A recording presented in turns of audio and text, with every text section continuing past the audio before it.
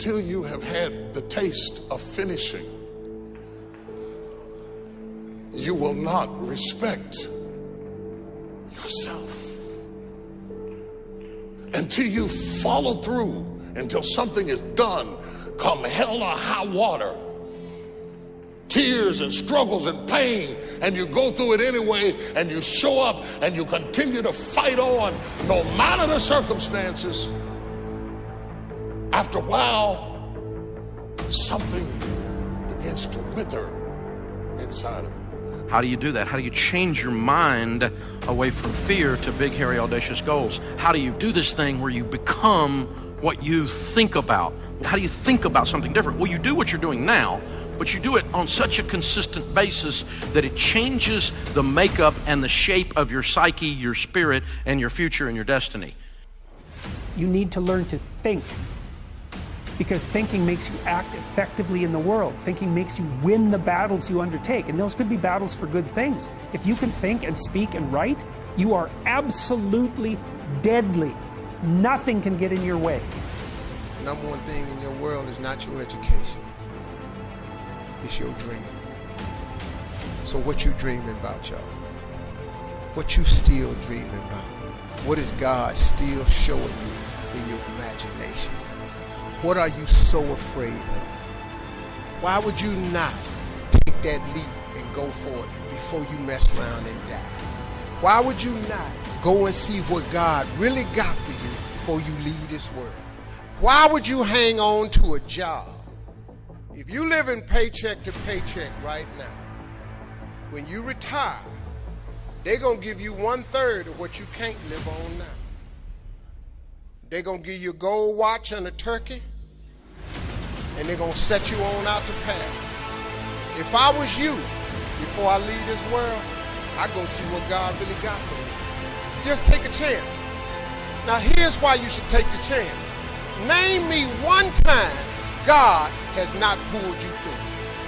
Just name it. Name the one thing God has never pulled you through. If he ain't pulled you through it, he's currently pulling you through it right now. And the reason I know I'm telling the truth is because you're sitting in here. If God was through with you, he wouldn't wake you up no more. When he wakes you up, it's because he ain't through with you yet. He got something else for you. So why don't you go see what that is? Look, it's mostly black people in here. Why we keep living our lives like we still slaves? Why we got to live our lives like we owe them something? Man, you owe yourself something. Go be free. Go see what God got for you. Oh, Steve, that's easy for you to say. You rich. Hell, did you hear me? I lived in a car for 3 years. I took, on October 8th, I won $50. October 9th, I quit. How big a jump you want to take? You ain't even got to do that. A lot of y'all got savings. You may not have 3 years up, but you only need a little bit. Just jump. Go see what God got for you. Quit sitting here in your life posturing like it's okay. Quit funking the fake. Quit faking the funk.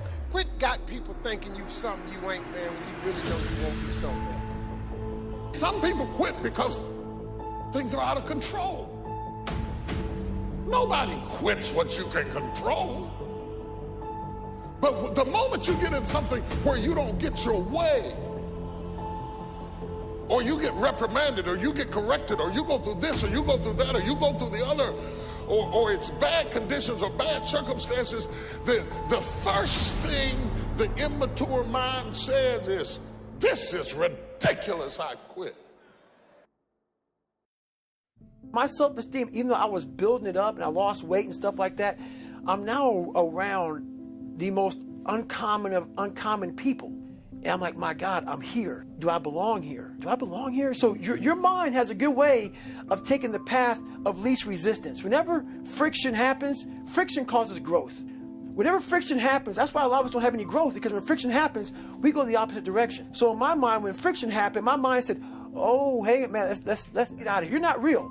You've lied your whole life. You come from this, you come from this, you can barely read. Those things, so whenever times got hard, my mind said, you're not good enough. Let's go.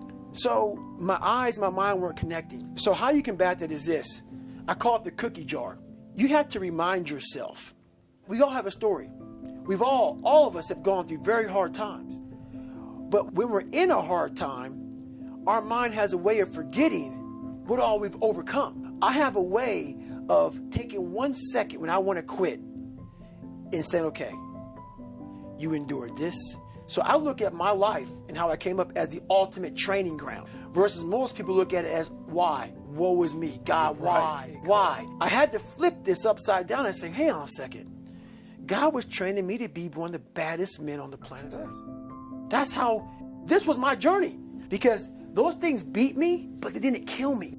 You got to have a permeating attitude that you're going to win. You got to have a positive outlook. You got to be optimistic. You got to know you're going to win. You got to, right now, you got to say, I'm going to win.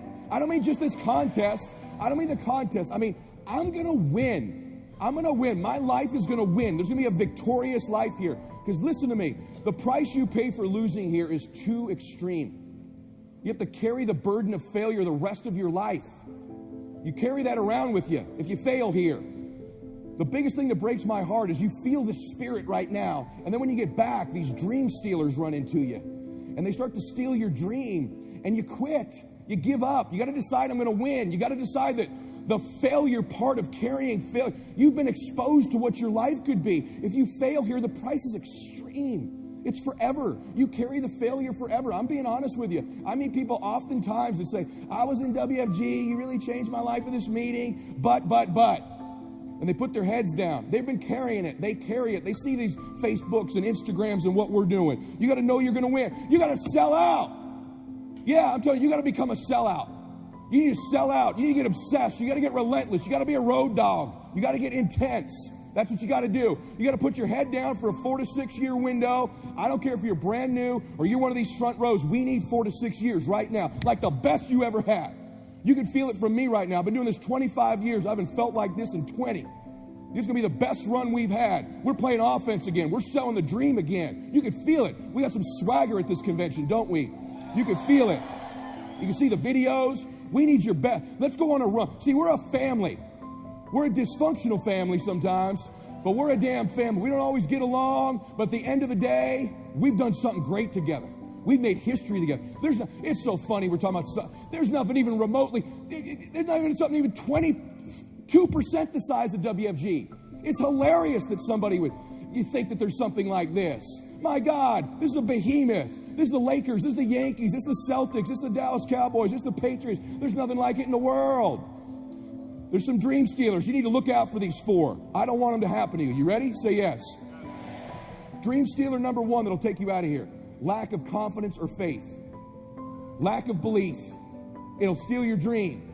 You got to know you're going to win. You got to have some faith.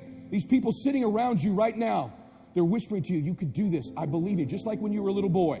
Just like when you were a little girl. They've always believed in you. They've always known you were going to do something special. They always knew you were great. You need to know it. You need to take that God that's sitting there with you and those precious souls that have passed, that have always believed in you, and you carry them with you everywhere. They're with you anyway. Acknowledge them. If you don't believe that, honor them.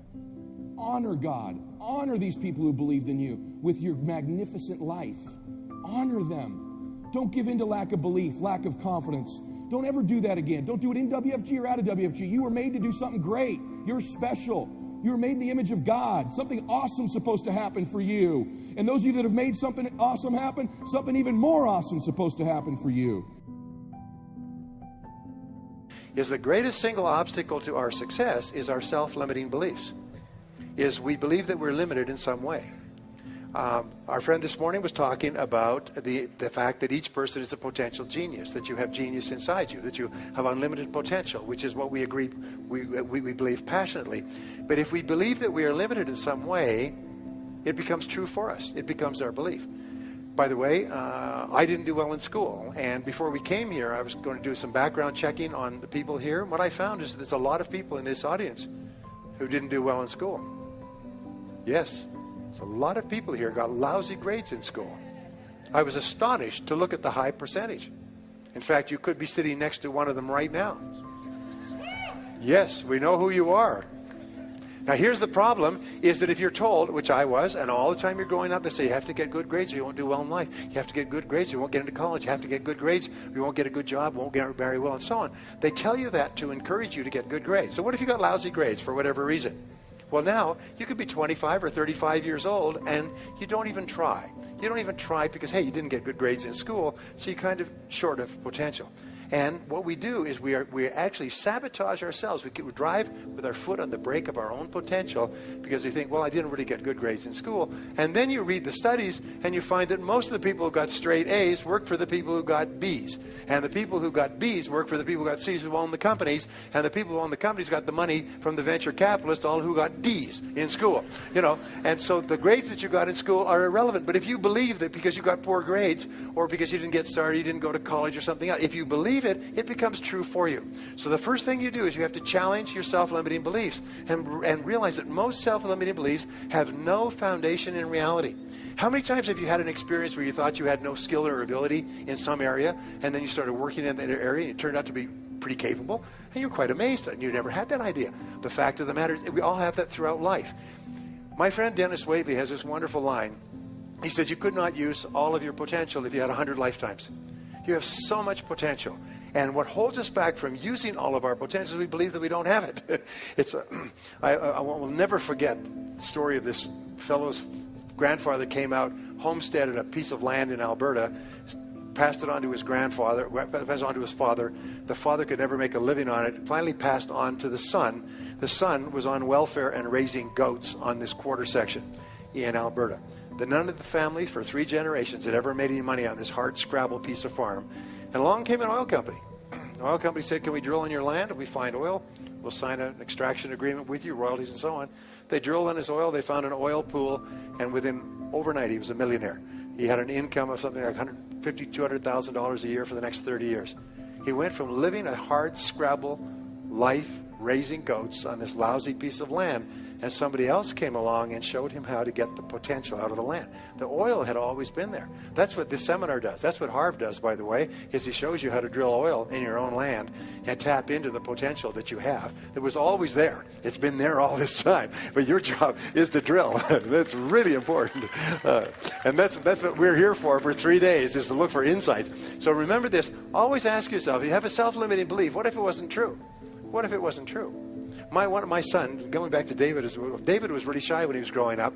And so I would say, one thing I know about you, David, is you're not afraid of anything. He said, oh, I'm afraid of everything. He's afraid of riding a bicycle, and he's afraid of this. He's afraid of ghosts in the night. No, David, you're not afraid of anything. And I say to Barbara, he said, one thing I know about David, he's not afraid of anything. And he said, yes, I am. We drive along. I say, well, I really admire David because he's not afraid of anything. And I would just say this. Then I changed his name to Dave the Brave. And then I shortened it to Le Brave. I say, where's Le Brave? Where's Le Brave? Where is he? How are you doing, Le Brave? I called him that. I started calling him Dave the Brave all the time. And, at a certain point in his life, he started saying, something, I'm not afraid of anything. It changed his whole life. You reprogrammed him to tell him, because other than that, he had a self-limiting belief. And it's really important. Anyway, so your beliefs are important, and your whole attitude toward life is determined by your beliefs. And here's the interesting thing. You come into the world with no beliefs.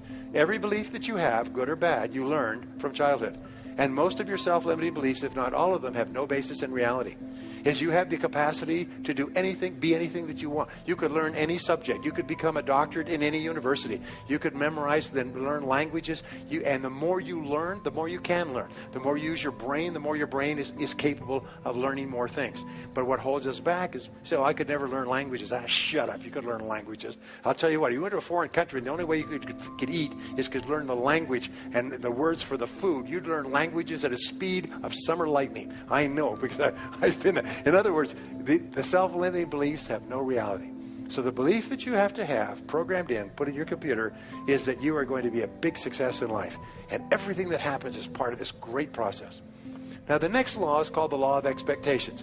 Again, there's libraries of books and years of research on this. Expectations theory, by the way, is the foundation of all economics. It determines the drift of stock markets, the movement of world finances. It determines the investment. Entrepreneurs have high expectations that their entrepreneurial efforts are going to work. We would not start a business without high positive expectations. So expectations have an enormous impact on our attitudes. And here's the interesting thing, is if you believe you're going to be a great success, you expect everything that happens to be part of the great plan. So if you have positive expectations, like a kid's first Christmas, you're positive all the time. And the key to being positive is to look for the good. Expect good things to happen. we say that whatever you expect with confidence becomes your own self-fulfilling prophecy. Is you are constantly predicting your future by talking about how the way you think things are going to turn out.